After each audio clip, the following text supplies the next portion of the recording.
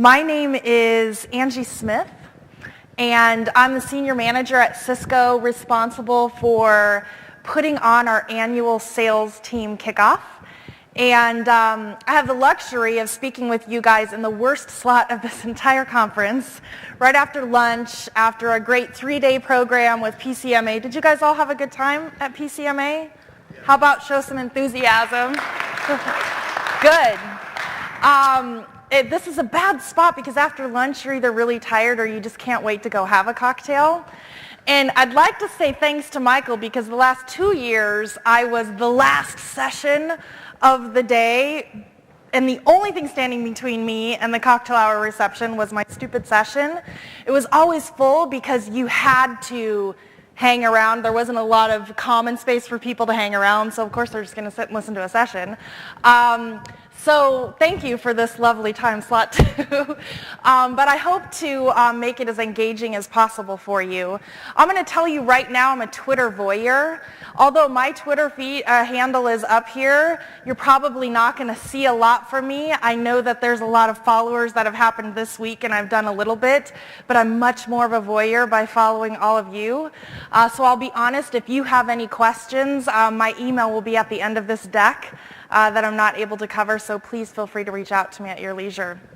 So today, I'm here to talk to you about Cisco's GSX Hybrid Satellite Connected Event. Cool title, huh? Also, for the virtual world, please feel free to bring your questions forward at the end of the session. We'll be talking to you as well. What I wanted to talk to you, at least start a little bit with today is, the only thing that's not working is this now. I always have technical. Oh, here we go. I want to start with, because there's so many different types of people that come to these things, I'd like a raise of hands of people who actually produce events in this industry. Produce events? Okay. What about technology service providers? How many of you fall into that help us enable events? Okay. How about hotels or airlines? Okay. I know a lot of people from the hotel side of the business think I'm here to talk about taking business away from you, and that's not what I'm here to talk about. I'm here to talk about how we at Cisco are enabling those partners to come back to fruition. And by the way, Betty so lovely took me on a great tour of the new rooms at MGM yesterday. I'm telling you, they were stunning. So hopefully in the next year we'll be able to sell that brand. They're beautiful. But I wanted to ask you guys today, if you would agree with the statement that probably the only thing consistent for us right now is change. Anybody disagree with that? So we're sort of, I could argue with many of you all day if we're crossing the chasm, if we are at the tipping point, if, we've all just jumped off the cliff. I don't know what it is. But we're somewhere, right? We're somewhere in all of that, and we could probably argue where. We're in a really important spot, and I think the only thing that is consistent is definitely change. And I'll tell you, if you haven't embraced it, what technology is doing to this industry, you better jump on quick because it's almost too late. And we at Cisco, have been dealing with this for a while. I happen to run a program that had a 20-year legacy of being in person. And in 1991, we took our arms around this 20-year program and said, let's make it global. Instead of letting everybody be mavericks out there and plan their own programs within their geographic locations, let's get our arms around the content, make sure it's super relevant, and we have some control over it. So in 1991, we brought everybody together, about 7,000 people in Los Angeles. It was great for a lot of reasons. We got our hands around the budget, we got our hands around the messaging, and you know what? It was fun for people at Cisco to see what the power of Cisco is really all about. At the end of our big years before San Francisco, or before Las Vegas, we had a little bit under 13,000 people attend. A pretty big program, and we called it the Global Sales Meeting because it was a meeting, right? It's not passé. It's what we just used in the event business. Times really changed. And at Cisco, you can say that we drank from the fire hose. We were leading the vision, whatever you want to call it. Our business stopped. With internal events at Cisco, we stopped. We went on a $1 billion cost-cutting measure in a 6-month time frame, and John Chambers announced to the press in November of 2008, we're going to start by cutting all of our internal meetings, cut back on travel, and all of our discretionary spend. So what does that mean to somebody like me who is supposed to produce an event once a year for the sales teams to come together and be motivated to still want to work for the best company? It meant we had to think outside the box. We no longer had the M, the GSM, the Global Sales Meeting. We developed the Global Sales Experience, something new, and it had to be an experience. But this 20-year legacy of a highly produced event, then moving into a virtual space, we went from this side of the spectrum to completely the opposite. We went highly produced in person, completely virtual. Besides everybody hating us in the vendor community, which I'm not sure many of them will admit it, we were certainly sending a message, and it was a strong message. The economy drove all of our decisions at that moment. But when we launched off to do this, we knew that we at Cisco, we had really great technology, but we couldn't do it alone. That we needed to develop an ecosystem, and this was our first ecosystem that included not just us internally, but the fabulous folks at George P. Johnson, Jux Interactive, and Inexpo. Our first year had a great story. A great green story and sustainability story that 90% cost savings, this just boggles people's mind. Now, it's been reported in the Financial Times, and we've talked about it in the press. We used to spend $4,500 per person for this amazing event. We spent $380. Huge saving, tremendous savings. Did we achieve everything that we wanted to achieve? No. But we crossed a lot of boundaries at that moment. When we talked to the sales organization at Cisco, we said, are you guys going to come to this thing? And they said, no. We're really smart. We know how to turn on our computers, make you think that we're paying attention, but we're really not going to pay attention. And we said, content is king at Cisco. We develop great content. You're going to be there and you're going to love it. Yeah, that wasn't really working for them. So we thought, well, what is it going to take for you guys to come and engage? Well, in our research, we realized that our demographic was pretty easy to understand. Their average age was 39, 82% of them were male. They all had one thing in common, and that was that they were highly competitive. So what do you do when you have a bunch of competitors? You give them a game.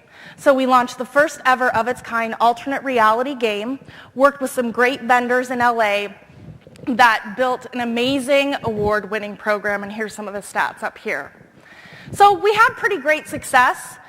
We started logging all of the press articles and awards that we won because we were kind of shocked. We thought, hey, listen, out of our 17,000 people that first year, if a couple of thousand pay attention, it's good. Well, over 13,000 of them really got involved in this gaming, so we thought we hit the money on the head, right? So it was a really, really successful first year. But you know what? We learned a lot of things. You can't go from one side of the spectrum to the other and expect to not have a lot of learnings in between, right? And to not know that there has to be some more of a paradigm shift. Our balance was still off at the end of the day. So moving on to this year's program, we have three pillars that have been involved in this program for a lot of years. That's to motivate the field to still want to sell our products. That's to recognize them for their previous year accomplishments. They're sales guys. They want a pat on the back. They have big egos, at least the Cisco people do. And then finally, they want to network. It's really, really important for them to network. And these are things we really needed to focus on for our second year.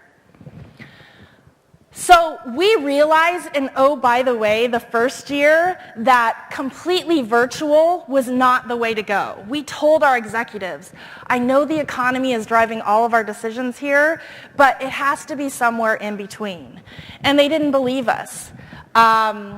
So the next year we came to the table, gave them all of the data. I mean, I could quote stats to you for 3 hours. It's exhausting. It's amazing what your brain remembers in times like that, but all of them proved we needed to bring people together in some way, shape, or form in a hybrid approach.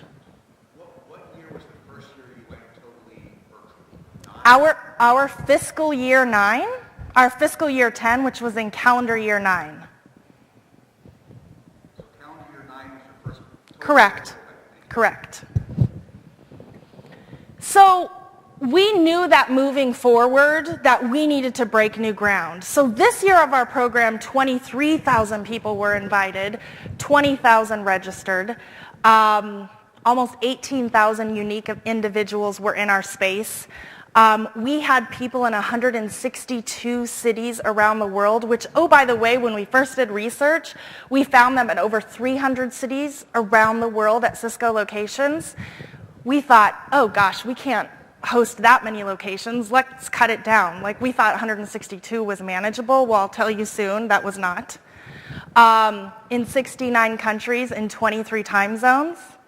And the first year we did a lot of simu-live and pre-recorded content, and we thought technology has come so far in 18 months, let's do everything live.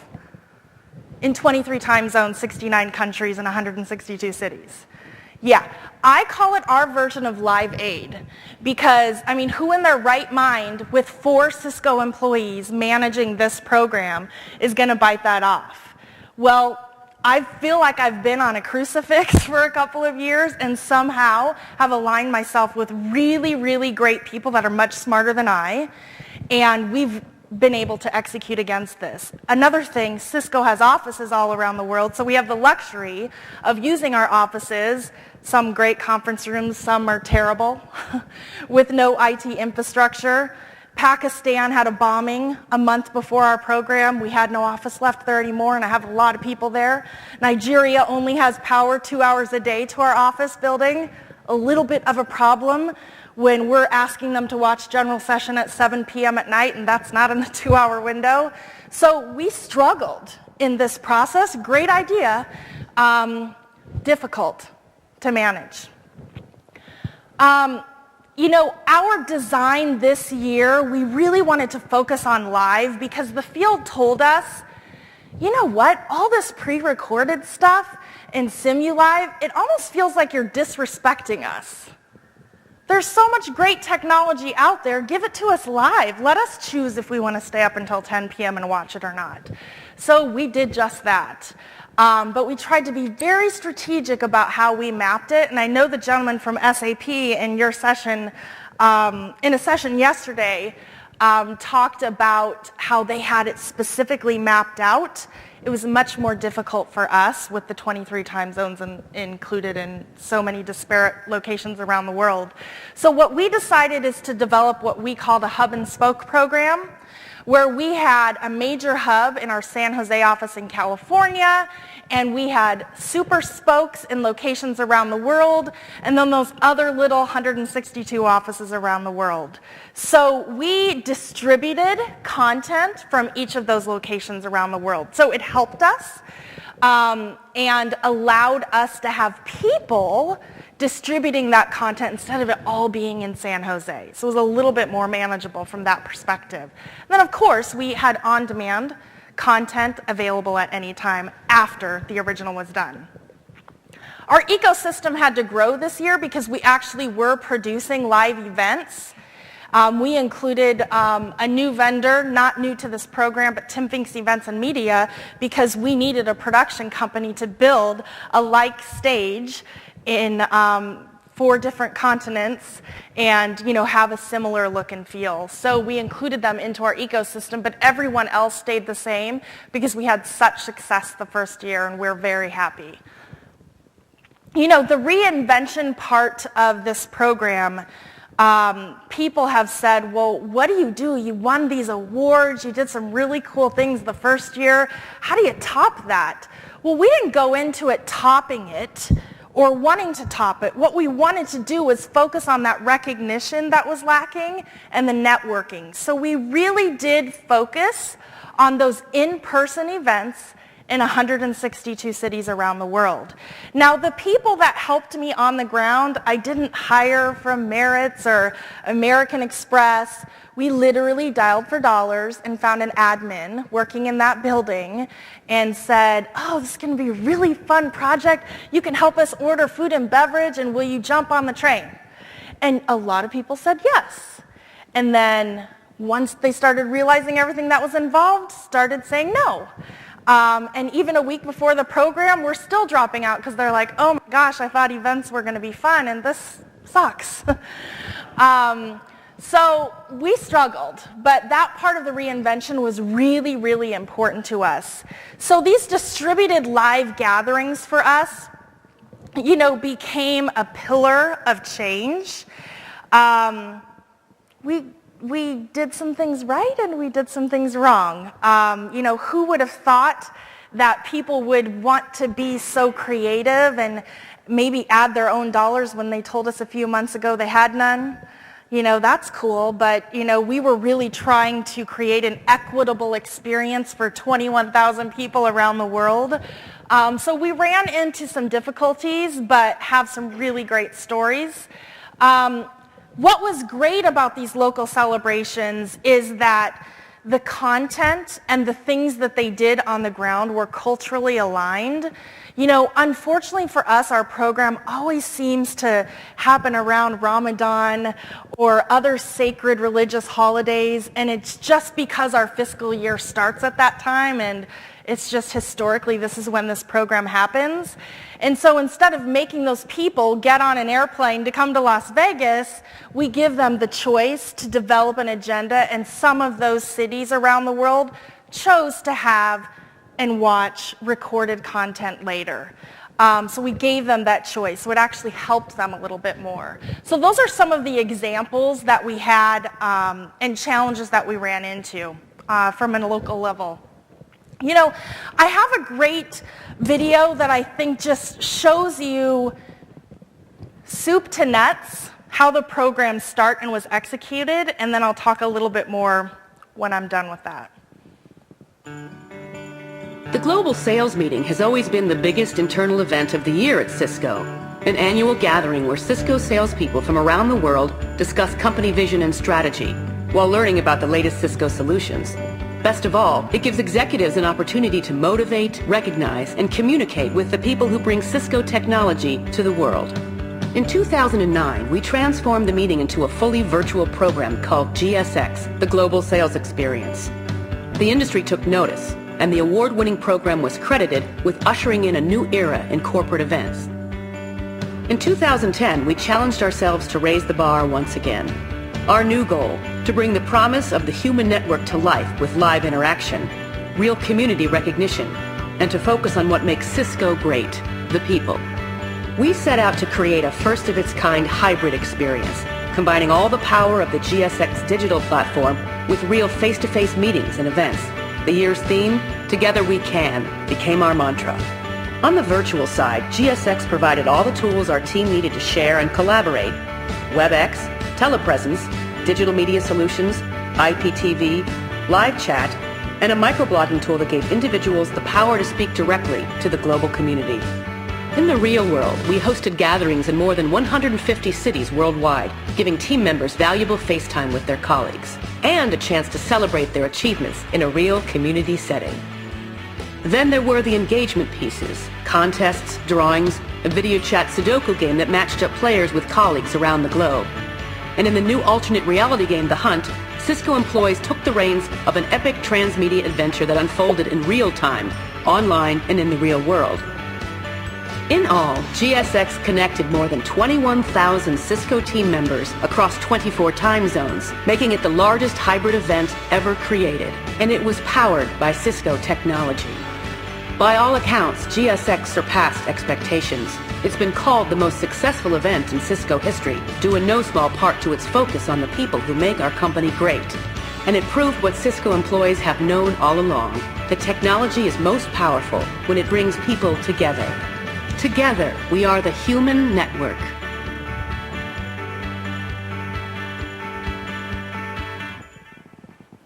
So, when you guys were walking in, I was showing parts of another video.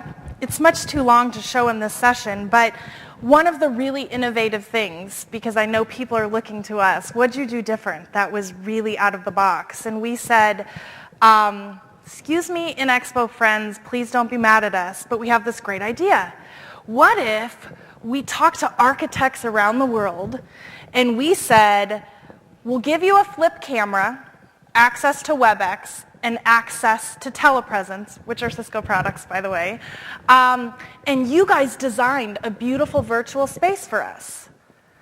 And they said, well, we've never done that. We design buildings and bridges and infrastructure for major communities. And we found 3 that really wanted to be a part of this project. Because they never collaborated at that level, these 3 agencies didn't know one another either. So we armed them with these collaborative tools and technologies and said, here's the spaces within this environment we want to build. Go build it and design it and show us what you got. And in Expo, can you just like post it up there and make it happen and integrate with your technology and just rebuild everything for us? They said yes. I mean, we've had to pay for it, obviously. It was probably really expensive, just kidding. I know InExpo's back there, but we came up with some amazing work and a really, really great story about how Cisco technology enabled these architects to expand what they used to do. Some of them for 30 years, they were building.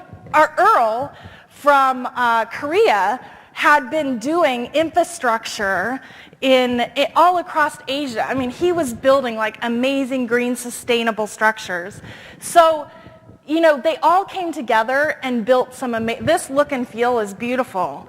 The agency in LA did this, and it was completely immersive and gorgeous. So that was something that we did that was new and innovative, and we're able to tell a really great Cisco story. The Hunt that you saw in the video was our alternate reality game this year. We made some changes to that. This year we said, oh, maybe we shouldn't let them play the game while we're having sessions, because nobody's, you know, paying attention to our content or sessions. So we took that away, and people were kind of mad. But we did that by design, right? We didn't want this really fun interactive game to compete with what we were trying to tell them to sell. So it worked for us and against us at the same time. But this year we created the story about a Cisco systems engineer. So it made it really real to the people at Cisco. And it really was a great story. And they are really smart at Cisco. They solved this pretty quickly. The Symphonic Togetherizer was really an audio and video mashup where people could bring together user-generated content and make great music and video and see what people around the world were talking about. Essentially an inexpensive way for people to get together and bring content to the table. The head-to-head Sudoku that you also saw, Sudoku is, you know, the most popular game in the world, we found out. But what if we brought video to that and let people play one another via webcams from wherever they are in the world? Great, super popular. Some downsides, you know, if you're the guy playing in San Jose, California with somebody from Dubai, the internet speed is a little bit different and the guy in Dubai always lost. But, you know, we didn't know, you know, and you don't know who you're going to pick to play. You should be really careful about who you're going to pick to play. But those types of things came up and was at times frustrating, so a lesson learned for us. It's innate, you know, we're not building the entire internet at Cisco, we're just the plumbing. The Together app mobile, you know, we really wanted to bring something cool from a mobile application.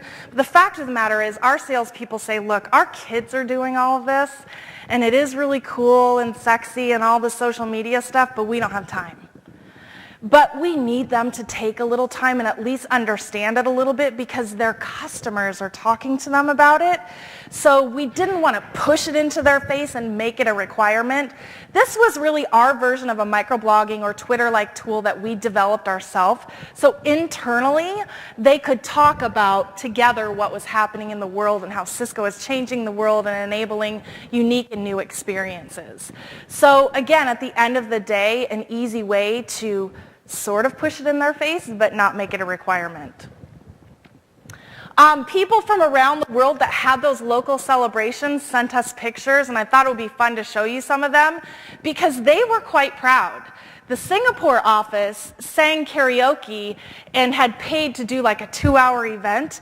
They were there for 6 hours singing karaoke. I don't know who, is into doing something like that, but they really did. Somebody did like a dancing with the stars type of thing. They really got into their local celebrations. And by the way, I did fund this from a central level. I gave each of them $150 per person, and in San Jose that buys one thing, and in Paris it buys another. That's all I had to give them. If they had more to put into it, if they wanted to use George P. Johnson to help do big events, I upfronted costs to do that. If they wanted a concierge service, I offered a concierge service, but it was $150 in and out, tax included, no more, no less. I'm not paying exchange fees, and the list goes on. But they were really, really creative and did some amazing things. I think for us now, it is about finding the right balance. And with these key stats from the program this year, that just happened in August, by the way, the end of August. And it's interesting because we're like data crazies at Cisco. It really does take us 3 months to go through all of this data because we got to match it up with, how long you've been at the company and in what demographic you sit in and what segmentation you sell into and what products you sell. And we want to know what everybody's selling and what they said. So it's taken us a really, really long time. Lots of great statistics about the program, and if you have more questions on them, I can talk to you about it. But really an amazing feat to perform this, our version of Live Aid. Our rating, going to share the good and the bad and the ugly with you. Our first year of GSX, which was all virtual, our overall rating of our program was a 2.69 out of 5. Not where I'm striving to be. Thought was going to be detrimental to my job. It wasn't. It was a learning experience for us all. The other numbers you see here, this SCI, is what we call the Sales Confidence Index. This is really important to Cisco because we ask the field how confident you are in our executive leadership team, our technology, our customer base, our products. And you know what? They've been more confident in years past. It's gone down a bit. Could be economy driven. It could be competitor driven. Who knows? A lot of things we can't control. But what I'll tell you they've said has not changed for them is that we have the best products and we have a great leadership team. It's all of these other extenuating circumstances that are causing them not to be as confident. And the bottom number is essentially GDP. We obviously know what happened to that a few years ago. Goodness, I keep pressing the wrong button. A few years ago. But I think at the end of the day, our second year with this format, we raised the program by 30%. Now some of you are asking, well, right before you went virtual, it didn't look very good either, Angie. Well, I'll tell you a little bit about that number. 3.63 was not in Vegas, Betty. The 4 5s and 4 4s was Vegas. The economy in Europe really tanked right before our program. We cut our costs by 30% 2 months before our program, which took away all of the fun. People see motivating things like having parties, right? They see motivating things by having a premium bar or having more than just croissants for breakfast. We took away all of the hot meals. I mean, all the things that we could think about that we just didn't think were going to impact the program, and they impacted the program. And then right before our program that year, too, were the London bombings. So 1,200 of our employees stayed home. It was a tough year for us. All around, very tough. So, we've had a good 3+ years that we've been in a difficult environment, but I think this tells a good story that we're at least moving in the right direction from one way to the other. And as John Chambers recently said, maybe we've hit the sweet spot. We're not sure. I don't think we've hit the sweet spot, if you're asking me, but not very many people just ask me. I think that there's a lot of work to be done. Yeah, most people want to hear what John says.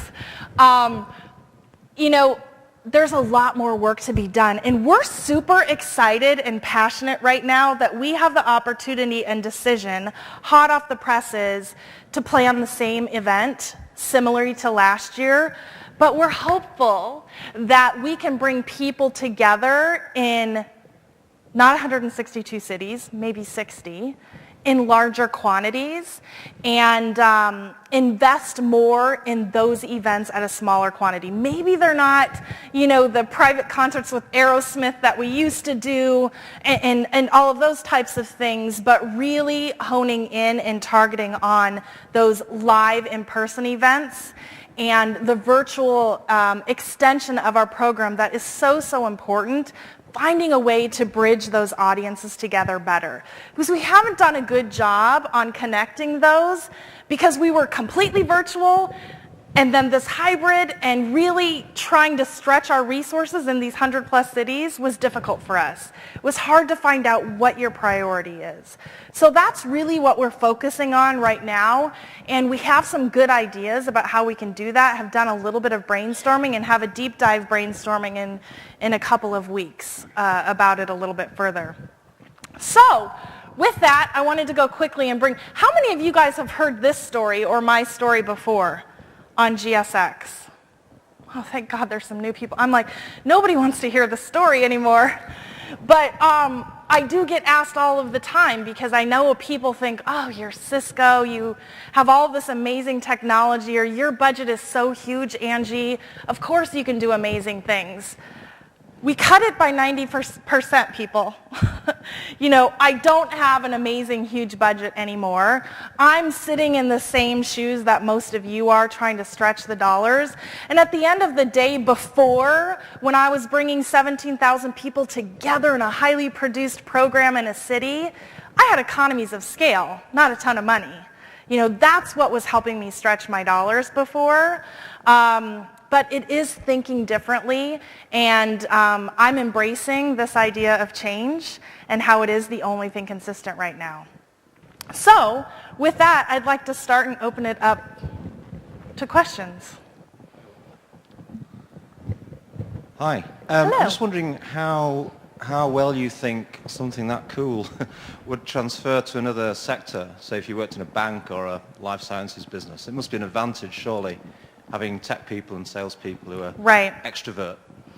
Well, I have done several dozen EBCs, which are Executive Briefing Center meetings with some of our top customers at Cisco. So I've talked to banking, I've talked to pharma, I've talked to industrial, I've talked to hospitals, Walgreens. I mean, you name it. I've talked to a lot of different types of companies. It doesn't completely transfer. But somebody said in a session yesterday that I listened to, you can't do gaming for a financial company. Are you kidding me? A game to win time with Warren Buffett? I mean, maybe they don't want to win an Umi or a flip HD camera, but would they want some consulting time with a major financial investor? I'm thinking they might. It's probably a different game. My opinion is, government, healthcare, education, pharma, whatever it is, we are all looking for new, innovative ways to learn, right? And for most of us, which, I am not a gamer, when this first came on the table, I was like, oh, help me, people, because I played Atari like 30 years ago, and the only thing that I'll play is like Miss Pac-Man. So that's like where my mindset was. I didn't Twitter, I did no social media, and now I'm like the biggest voyeur. I could compete with any of you guys. I'm a voyeur. It crosses over. It resonates with a lot of us. Anything that you can make a little bit more motivating and fun, it resonates. And Dan, our guest speaker yesterday over lunch, you know, it is a little bit different for everyone, but motivation is key. And for our audience, it's super important. Definitely crosses over. Any other questions online at all, or what are people talking about? Yeah, lots of different things. One guy says that satisfaction chart wasn't a great selling point for hybrid events. So I guess the question is attendee satisfaction the only metric that you use to determine whether your event was a success? That chart is a great point for hybrid. Because when I made my program hybrid, I increased my score 30%. Mm-hmm. Who does that? I mean, do any of you guys with so much change that's happened in our environment have that story to tell? I would love to hear it because I'm dying to hear it. It's a great story, but I see why people would be concerned. It shows that human interaction is absolutely necessary and important, especially to the sales guy at Cisco, but for most of us. If we never got to hug our family again, would we be okay? I mean, Cisco Umi is pretty darn cool, and I don't know if you know about this, but it's a home telepresence. You know, you can talk to your wife, kids, family, grandmother, just like they're sitting across the table from you. But if I never got to give my mom a hug again, or, you know, be a part of anything in her life, it wouldn't be okay with me. And it's the same with human interaction. So that's why hybrid is so important. And I think that we at Cisco know that. We're developing some amazing technologies that are doing cool things. We've never said it should replace human interaction for the rest of time. Mm-hmm. We're saying it's going to enable you to expand your breadth of coverage. It's going to enable you to stretch your travel budget and do the most important things live and in person when they're necessary, when you have the money, and blah, blah, blah, all those other things. So since a lot of what you did with the hybrid and virtual was built around an economic recession, a downturn, what changes do you think you'll make when things hopefully get back to quote-unquote normal? I'll tell you, for us, virtual is just not going to go away. And we knew this when it first came on the horizon. People were consulting us saying, it's supposed to expand your breadth of coverage and enable you larger audiences and get them excited for the future to want to come. And we said, nope, it's replacing. Mm-hmm. So we didn't embrace that at first because it was just completely economically driven. We didn't consider the science of it, the long-term sustainability decisions that we need to think about. We were on $1 billion cost-cutting measure. That was huge for Cisco. And now we're really using it for which it was intended. It's intended to elongate your content, to bring more people into a conversation. All of those things that we didn't forget about, but that weren't as important our first year, we're really focusing on now. Mm-hmm. So one comment is, Angie Smith is a rock star. We won't say who's saying that. Suck up. But wondering if with the audience, back to the attendee satisfaction factor, did you delineate between U.S.-based attendees and international, and what was the difference in reaction? Gosh, they were all tough. Mm-hmm. You know, the biggest differentiation wasn't segmentation of geography, it was how long they'd been at the company. If they remember the days of how it used to be, when we spent a lot of money on private concerts with Aerosmith, and you were part of it too back in the day, those are the ones that were tougher. It didn't make a difference if they were sitting in Beijing, you know, Little Rock, or Paris. For us, the biggest disparity was how long they'd been with the company. Now, the Europeans are always very tough on us, but we go into it knowing that. Mm-hmm. So it was no different in this story. Did in some of the cultures gaming come across as either unprofessional or weird or? We didn't hear about it being unprofessional. We heard that they didn't understand it. And quite frankly, ARGs were new. I mean, this was the first corporate type of launch of this kind of thing. We had no research, no benchmark to compare it against. We sort of just took a risk and jumped off. So a lot of people were a little confused about it. We didn't really hear, I shouldn't say we didn't hear any. We did hear some cultural things, but we built a focus group to help us build the game both years. And the people that sat on that focus group were about 6 to 8 people, and they represented different places around the world. Male, female, different age groups. We tried to include them to help us with that, because we don't know what we don't know. Any questions in the room? Back here? We are a virtual event producer, and GSX is where everybody wants to be, but we don't have the budget to do that. So what would you suggest are some of the things that you get the most bang for your buck? Is it the gaming, or is it the cool custom creative? What do you feel is the most important thing to focus on? I think your the first thing that you should be focused on is engagement in your environment, and whether that, like, what is it going to take, depending on what your demographic is or who your people are, to keep them engaged. For us, we talked a lot, and Kenny's back here who did a lot of consulting on this to me. What is it going to take to keep them engaged? Is it that my sessions aren't too long? Is it that my audience has ADD? Is it that they're males and they're competitive? You have this big bucket of all these things that we got a lot of bang for the buck from the gaming perspective. There's a lot of vendors, and Danette, who works on my team now, who used to help produce Cisco Live at Cisco, worked with some mini games and smaller games and had a ton of success with them, and they're really not that expensive. Now, we produced custom stuff, so it was obviously more. We got a lot of bang out of it, but our second year, not so much.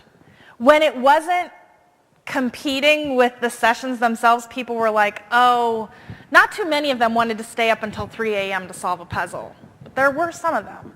I think another thing for us was the coolness factor actually was pretty important to them, because we developed a Cisco on Cisco story at the end of the day that they could go talk to their customers about, and they were like, wow, if I just pay attention for 5 minutes and get to know what this is, I can go talk to people about it, and I've actually experienced it. So that coolness, look and feel did mean something, and it has a lot of arms and legs today that they're still talking to our customers about.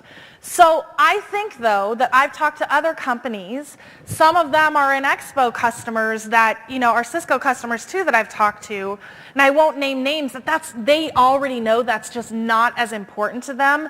They're more concerned about easeability of designing their own sites quickly for a lot of different programs. That's what's most important to them. I'd say another thing along those lines is we made nothing mandatory. Lesson learned. Because our new SVP, EVP of sales has said, Angie, I don't know about you, but when was the last time on a Tuesday, unless you were on PTO, it was not mandatory to come to work? And I'm like, Rob, we haven't told anybody it's mandatory, so they don't care. So we're making a lot of things mandatory. Well, they actually have to log to do it, because it is about sort of keeping your job and keeping fresh on what's important so you can achieve your quota and pay your mortgage. So we've got a Twitter question, Angie. Can you talk a little bit about your RFP process? Oh, yuck. We have an excruciating process at Cisco of RFPs, and I sort of poo-poo on them. Are there Cisco people in this room? I'm sure there are Cisco people online. It's painful, but I'll tell you, the first year that we got into this, I probably spent 4 months researching virtual vendors, and I didn't know what the heck any of them did, first of all. So I brought in some consulting, and Kenny Lauer, who's in the back of the room, spent a lot of time with me, bringing me up to speed on what was going on. And what we did is we kind of put together a set of criteria because we had no RFP template at that time at Cisco because nobody was doing virtual events, right? And we did our own comparison. Then we called 10 like and peer companies and said, okay, what are you guys doing? And every single one of them said nothing, but when you figure this out, Angie, let us know. I talked to Microsoft, SAP, BMW. I must have called 25 companies. Not a single one of them could talk to me about experience. So we did not have a formal RFP process the first year, but we had such an amazing experience with our vendors that internally, I've talked to our leadership team, and we have just year over year supported them. So we are not going out to RFP every year until they make it mandatory, which now that I've said that out loud, I'm sure somebody's going to call me tomorrow and be like, there's a new process. You got to do an RFP. No, we're good for this year, but maybe in the future.